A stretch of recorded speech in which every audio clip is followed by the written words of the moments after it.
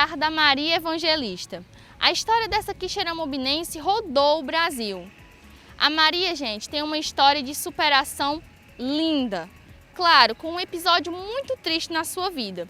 Mas hoje nós vamos conhecer um pouquinho dela, falar com a irmã, conversar um pouco com ela sobre a sua vida e sobre sua trajetória. Vem comigo!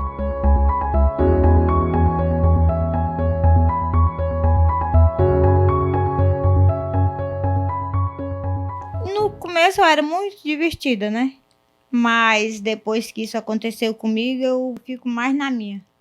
Um dia, meus filhos chegaram da escola, aí uma conhecida da gente tinha esse pessoal nas redes sociais, porque eu não tenho. Aí viu essa publicação, aí mandou para minha sobrinha, a minha sobrinha foi lá na minha casa a mostrar, aí a minha filha pegou, entrou na rede social dessa pessoa, aí ela não sabia o que fazer, né?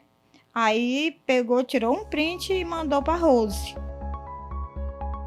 O caso da Maria repercutiu após a mesma ter sido ofendida em rede social devido à sua aparência.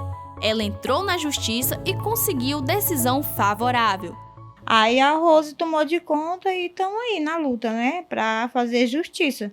Porque isso que fizeram comigo não é coisa que faz com o ser humano. Se eu tenho esse problema, é de nascença, eu aceito como eu sou. Tentei tirar minha vida umas 3 vezes, mas não deixaram. E é assim.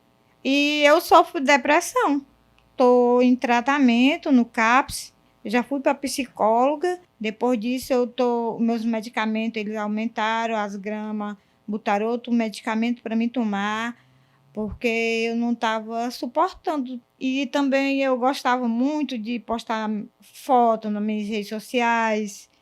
É difícil eu postar, com medo, né? De o pessoal fazer a mesma coisa que fizeram comigo. A família se sentiu humilhada e ao mesmo tempo impotente, porque não podia fazer nada, né? Assim, por devido nem conhecer a pessoa. A gente se sentiu muito triste, porque é difícil de acreditar que no mundo que a gente vive, em pleno século XXI, ainda existe pessoas com esse pensamento, né? Que, na verdade, não é a minha irmã que tem malformação. São essas pessoas que fizeram com ela, que tem uma malformação de defeito. Isso que é o pior, que é falta de caráter, né?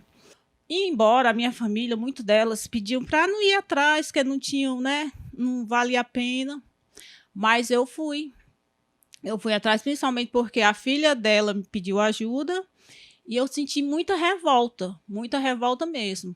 Então, eu fui atrás, corri. Aí, como eu já conheci o Rômulo Filho, já tinha pedido algumas informações a ele, aí a gente sentou e conversou e ele pegou o caso, assumiu o caso. O advogado do caso da Maria Evangelista, Rômulo Filho, nos esclarece o caso.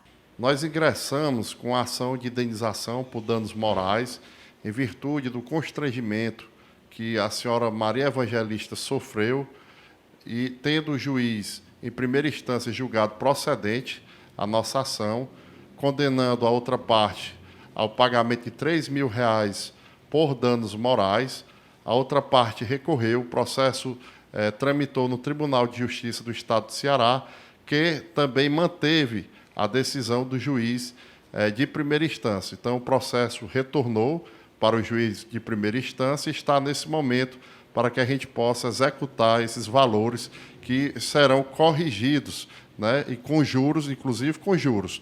Então, o processo, nesse momento, está para a execução desse valor de condenação por dano moral, pelo transtorno, pelo constrangimento, pelo abalo psíquico e moral que sofreu a senhora Maria Evangelista. Histórias de preconceito contra pessoas com deficiência ganharam destaque no Fantástico, e entre eles estava o caso da Maria Evangelista.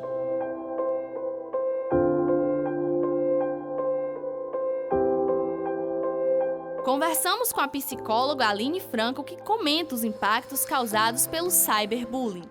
A depressão, hoje em dia, ela tem crescido cada vez mais e, felizmente, hoje as pessoas elas têm procurado mais o acesso a serviços psicológicos e psiquiátricos. Mas, infelizmente, ainda existe muito preconceito em relação a isso. Casos como da Maria Evangelista, infelizmente, não isolados, né? Existem muitas e muitas pessoas que passam por isso, que vivenciam esse tipo de situação e sofrem muito sozinhas. Falta muito na sociedade de hoje, infelizmente, a questão da autocompaixão e da empatia. As pessoas elas julgam muito, elas destilam muito ódio, como se a internet ela fosse uma terra sem dono, como se eu pudesse falar tudo que eu quisesse para aquela pessoa e eu não fosse sofrer nenhuma represália, ou se aquilo não fosse impactar negativamente na vida dessa pessoa. Infelizmente, essas pessoas elas sofrem muito e por sofrerem caladas e sozinhas e se sentirem muito excluídas, elas ficam presas naquela situação e muitas vezes não se sentem à vontade de buscar até mesmo uma ajuda psicológica. Hoje em dia existem muitos CAPs, existem serviços psicológicos gratuitos que estão aí para ajudar essas pessoas. Então, essa questão é muito importante, ela precisa ser conversada, precisamos dizer não a preconceito, precisamos repensar muito sobre aquilo que nós estamos falando, porque sim, a nossa fala ela pode impactar muito negativamente na saúde mental das pessoas, inclusive questões de tentativas de suicídio, de autolesão, que são questões de saúde pública que impactam muito na vida dos sujeitos.